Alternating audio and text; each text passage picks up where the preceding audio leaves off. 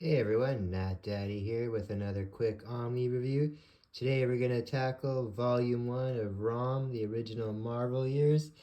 This one here is a classic to me. I love all this early 80s, late 70s stuff. That picture especially is always burned into my mind with Rom. Volume 1 here is 712 pages of Space Knight goodness. Volume 2 comes out in June, and Volume 3 comes out in November or December, I believe. So this has issues 1 through 29 of the original ROM series, plus Power Man Iron Fist number 73 that ties into one of the stories here. But we got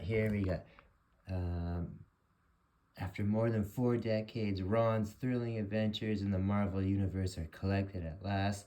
He has spent 200 years trapped in armor protecting his homeworld of Galador from the dreaded Dire Wraiths. Now his cyborg warrior pursues the dreaded enemy to a new battlefront in their cosmic war. Earth, only Ron can detect the aliens' horrors posing as humans and banish them to Limbo. But will he be graded as a hero or feared as an invader? So that is basically the whole storyline for Rom there. Like I said, there's that first issue there, that cover. Frank Miller did that one there, so these are all awesome in that. Alright, let's jump into the first book here. Alright, a little bit more of a background here. In 1979, Marvel Comics introduced a superhero unlike any other. Boast as an action figure at the time, Rom, the greatest of all the Spaceknights. So I like this. You got a lot of cameos and guest appearances in here as well too. We got like Iron Man and Power Man and Iron Fist, Nova, Jack of Hearts, the X-Men in here as well too.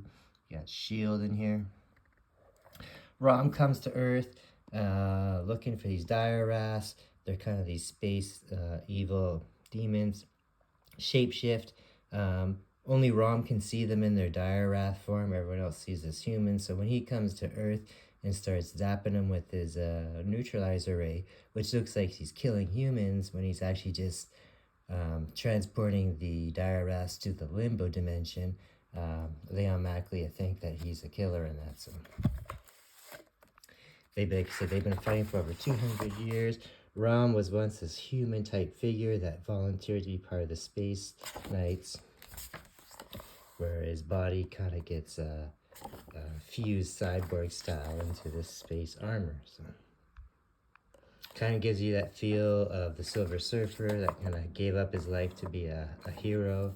And a little bit like Frankenstein too, where he's kind of a monster amongst humans, and they don't really understand each other. So this is that first issue there.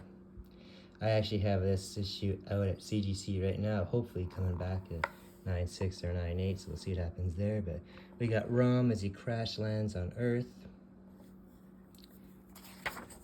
and right away gets mistaken for being an invading alien and that. So lots of great classic artwork here.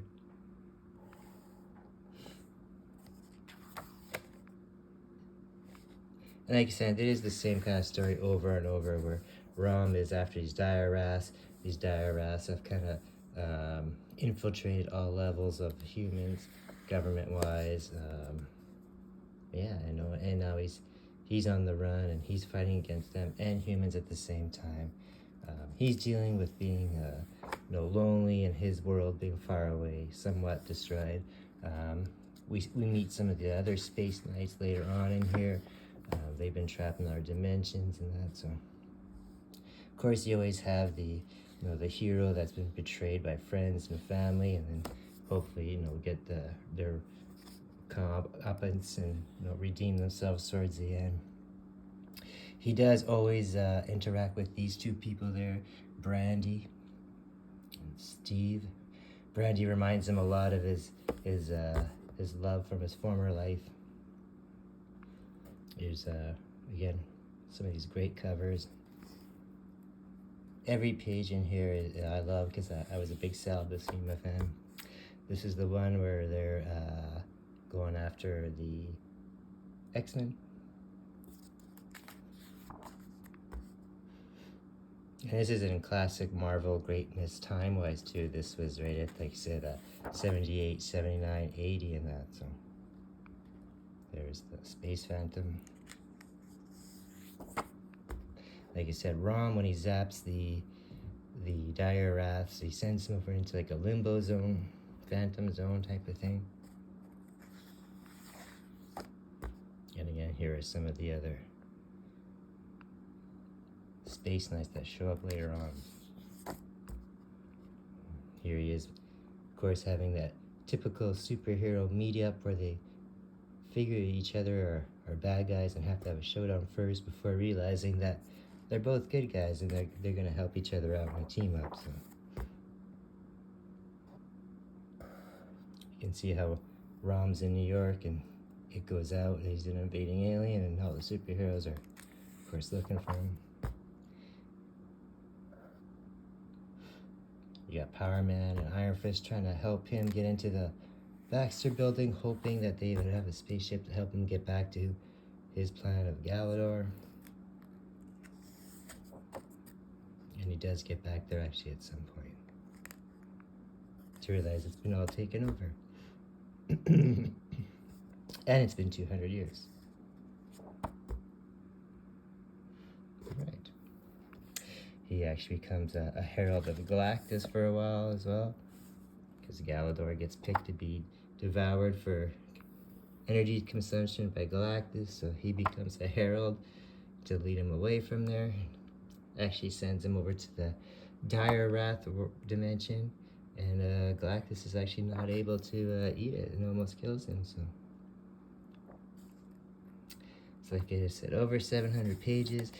The last few pages have this extra bonus material, which is awesome. I remember all these ads in the comics. This was for the ROM toy.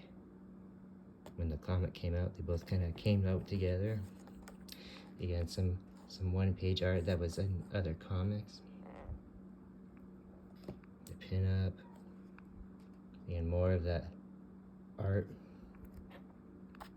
And then some concept art in the back too. Alright, buddy, so that is Rom, Legends of the Spaceknight, the Marvel Years Volume 1. We'll see you in a few months for Volume 2. Stay tuned to the channel for more Omni reviews.